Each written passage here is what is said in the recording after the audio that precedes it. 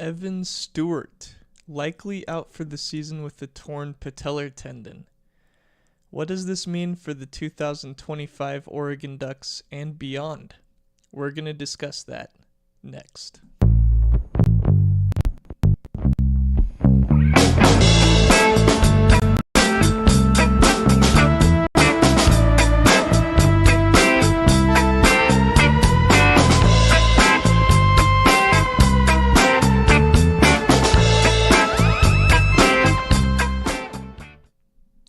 All right, welcome into another episode of the Soder Report.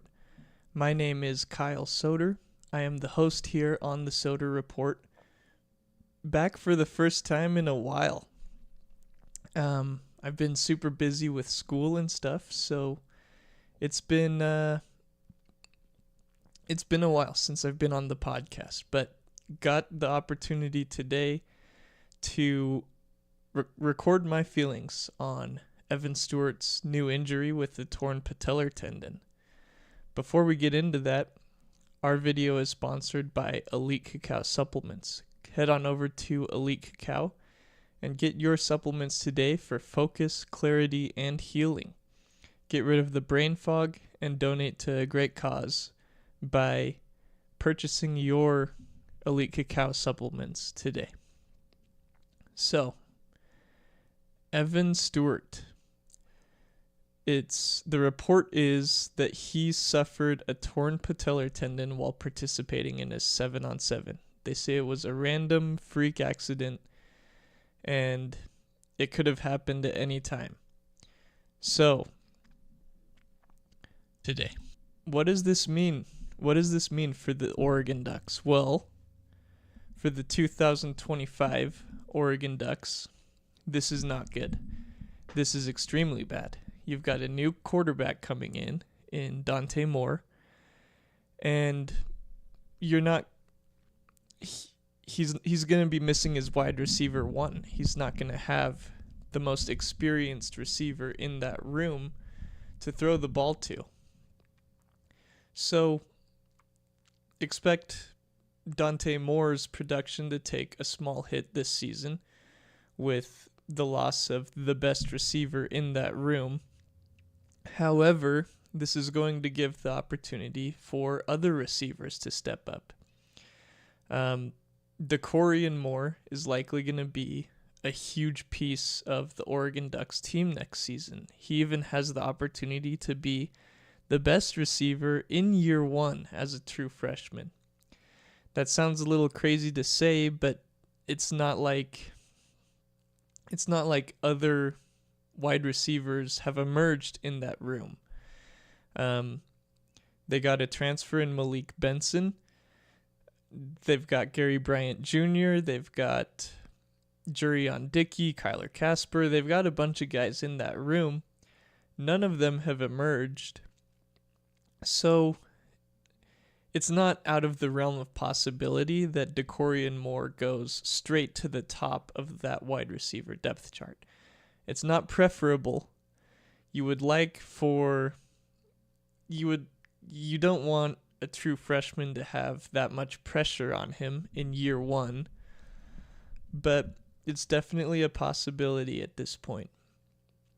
So, my expectation for the 2025 Oregon Ducks prior to this injury, so 48 hours ago, I expected the Oregon Ducks to go either 10-2 or 11-1 and make the college football playoff. I didn't expect them to win the Big Ten conference. I don't expect them to win a national championship. However, I expected them to get to the playoffs and have a playoff appearance.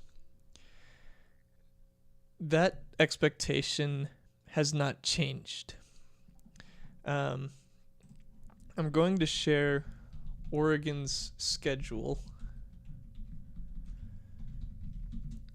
and we'll try to see where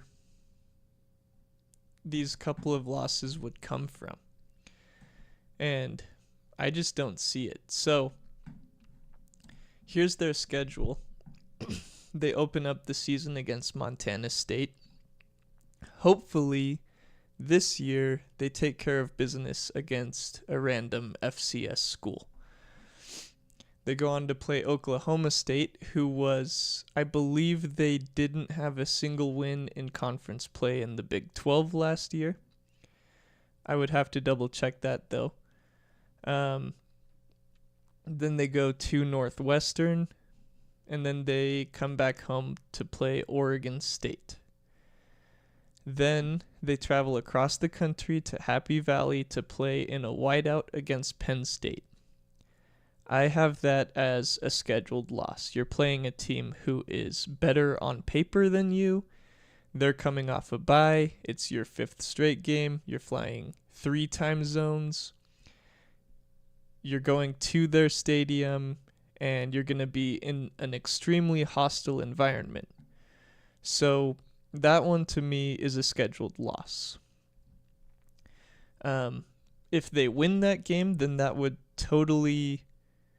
that would make me reassess my view of the Oregon Ducks in 2025. If they win that team, if they win that game and they look like the better team rather than just sneaking out a win that they shouldn't have gotten, then I would start to look at them as a national championship contender. Then they come back home against Indiana.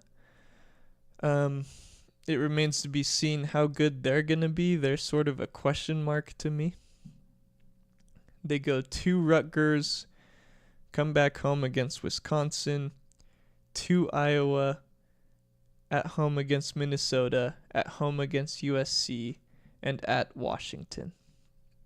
So I've got the Penn State game as a loss, and then maybe Indiana, maybe Iowa, maybe Washington.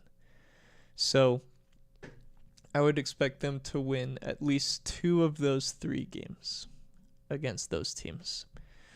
So 10-2 with or without Evan Stewart at least. So those are my expectations for the year. Hopefully by the time Iowa and Washington roll around, Decorian Moore has gotten into a rhythm. We should point out that Jeremiah Smith didn't start out last season as Jeremiah Smith. In week 5, when Ohio State came to Autzen Stadium, Jeremiah Smith was not Jeremiah Smith yet. He was a freshman receiver who was really good, but he wasn't a superstar. He wasn't the best wide receiver in the country at that point. So expect Decorian Moore to get better as the season goes on. And maybe when you get down to Iowa and Washington on the schedule, he's emerged as a star. But don't expect him to start out that way. Don't expect him to be a star against Penn State or Indiana. Let him settle into his role a little bit. But my expectations for 2025 without Evan Stewart are still the same. 11-1. Maybe you say they're probably a 10-2 team now without Evan Stewart. But it's just the expectation is still to get to the college football playoff. Get a college football playoff appearance, maybe a home game, and we'll go from there. But the expectation is never, for me, for 2025, has never been national championship. So, that being said, I do want to mention my expectations for 2026, both before the Evan Stewart injury and now.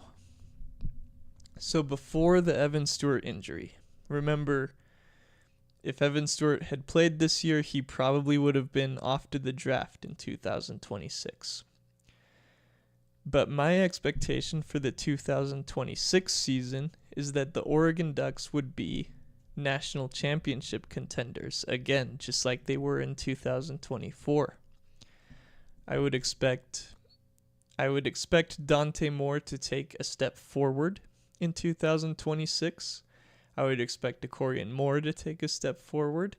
I would expect all the guys along the defensive line to take a step forward. There are a lot of blue chip recruits at that position who are going to be stepping into a new role this season. So I would expect a lot of them to take a step forward. And then the secondary. Remember, we have a brand new secondary. The top 6 defensive backs on our depth chart are last year went off to the draft. And we have a brand new secondary. So all of those guys are going to get a year of experience, and we'll see what happens with their development, and hopefully in 2026 you see some continuity form, you see the athleticism catch up, you see them grow into their bodies, and you see some stars. So my expectation for 2026 is that the 2025 season allows some of these younger players to grow and grow into a national championship contending team again. Now, after Evan Stewart's injury, that only solidifies that. So I'm going to talk about return to performance from this injury really in just a second. But first, let's assume that Evan Stewart comes back from injury in 2026. That means they'll have played an entire season without him. Decorian Moore will have more opportunities as a freshman. And then someone between Malik Benson, Jurion Dickey, Kyler Casper, someone is going to take a step forward. So in 2026, you would have, it's bold to assume this because I'm going to share some data with you in a second, but you could have Evan Stewart back. You could have a wide receiver 1 version of Decorian Moore, and you could have a starting receiver who has developed, whether it's Jurion Dickey, Kyler Casper, any of those guys, Gatlin Bear even. But you could see a really strong wide receiver core going into 2026 if Evan Stewart comes back from that injury. And that only solidifies that room. If he's not back in 2026, if this is a career ender, then you still have Decorian Moore as a wide receiver 1, hopefully. Gary Bryant Jr., well, he might be off to the draft. But you get the point. You're going to have people develop this year. You're going to have guys that are back next year as well. So let's share this bit of doomsday. So this is National Library of Medicine. So this is a peer-reviewed article by PubMed Central.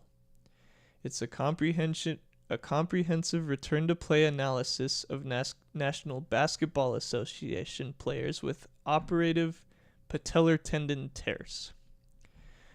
So this article, like it says in the title, was done on basketball players. However, it does mention the NFL in this little excerpt I'm going to read right here. So, patellar tendon tears have a significant impact on athletes' careers and have been associated subjectively and anecdotally with poor return-to-play outcomes. Players at highest risk are those participating in high-demand, impact-driven sports. Patellar tendon injury outcome studies to date only exist among professional athletes who have been studied for their play in the National Football League. In that group, patellar tendon tears requiring operative repair were associated with the worst return to play outcomes. So, on this channel, I cover the 49ers as well as the Oregon Ducks and the San Francisco Giants. And there is a player for the San Francisco 49ers named Drake Jackson. They spent a second-round draft pick on him in 2021.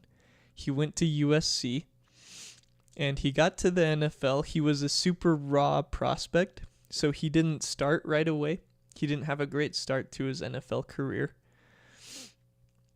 And in 2023, he tore his patellar tendon. And he missed all of 2023. He missed all of 2024.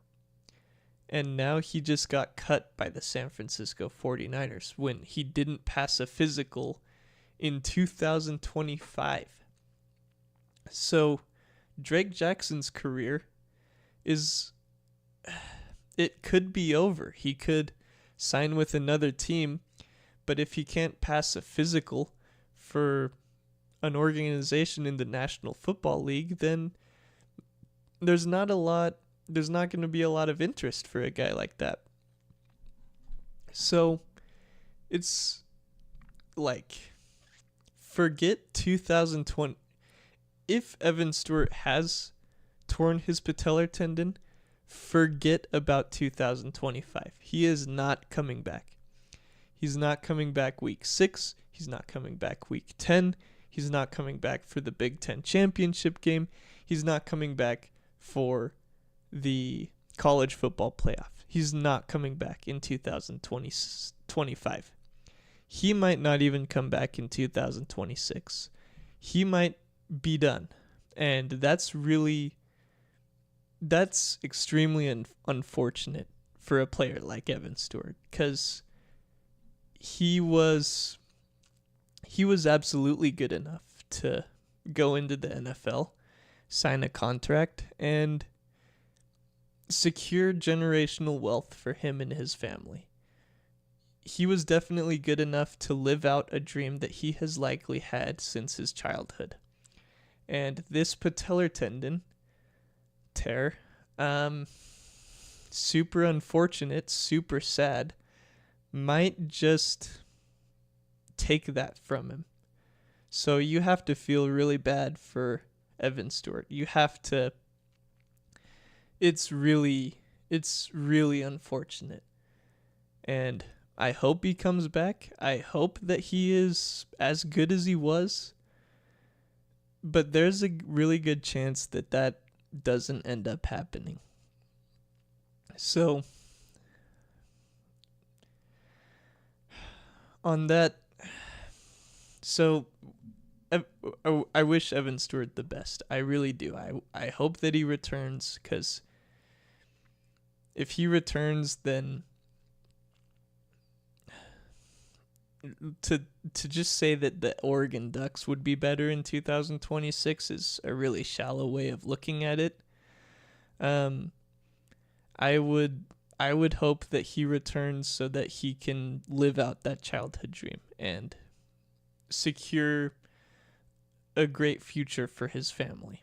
So hopefully Evan Stewart can come back. I wish him the best here. And I hope he returns and performs extremely well. So, on that happy note, I did want to mention the recruiting woes that Oregon has been going through.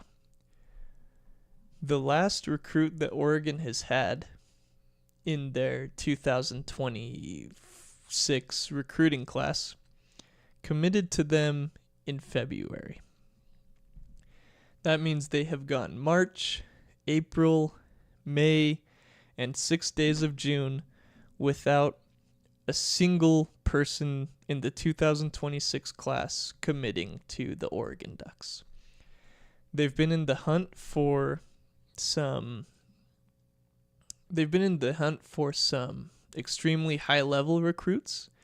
They were in the hunt for Jackson Cantwell.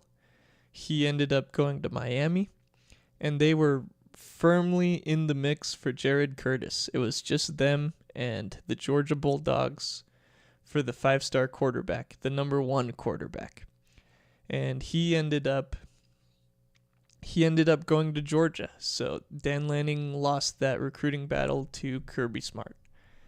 So they put all of their eggs in these baskets, and now they are the number 30 whatever recruiting class, which is just unacceptable for a school like Oregon. They've got Tier 1 NIL. They're a Tier 1 program, and they should be recruiting much better than this. They should be a top 10 class every single year. They've been a top 5 class the past 2 years. So really, this is unprecedented, and the alarm bells, if this goes on for another 2 weeks, then alarm bells should go off. This has gone on far too long. They had a 5-star recruit 3 weeks ago in Richard Wesley, and he ended up decommitting 17 days after he committed to him. So they have a big recruiting weekend this weekend. I think they have five stars in Eugene visiting them, along with a few 4-stars. We'll see if any commitments come out of the weekend or in the coming weeks. But things in the Oregon Ducks recruiting world need to change extremely quickly, because they're getting left behind. It should be noted that USC has the number 1 recruiting class, and Southern California in the past has been a hot spot for Oregon to go and recruit from. They've been able to get a lot of Southern California guys. They got DeAnthony Thomas from Southern California. They got Kayvon Thibodeau from Southern California. So USC all of a sudden deciding they want to recruit well has affected Oregon, because USC has all of a sudden picked up all of their recruits that have just been in their backyard, and Oregon's been left on the outside looking in so far. So we'll see what happens. They are after another 5-star quarterback named Ryder Lyons. And he's been crystal balled to Oregon. Another 5-star tackle in Emmanuel Iheanacho has been crystal balled to Oregon. And there was another 5-star that was crystal balled to Oregon. His name escapes me now. But we'll see what happens coming out of this weekend and in the next couple weeks. So thank you all for tuning in to the first ever Oregon podcast. I'm going to get back to the San Francisco Giants pretty soon, because a lot of time has gone by and Luis Matos is no longer on the team, which the chair of the Luis Matos fan club has a huge issue with. And they've actually won a couple games in a row. So we'll do another big picture analysis on the San Francisco Giants within the next couple days. But for today, Evan Stewart, get well soon, man. Prayers up for you. Really unfortunate news, but that's the long-term outlook for the Oregon football program, in my opinion, with this injury now in mind. So hopefully you all have a great day, and thank you for tuning in.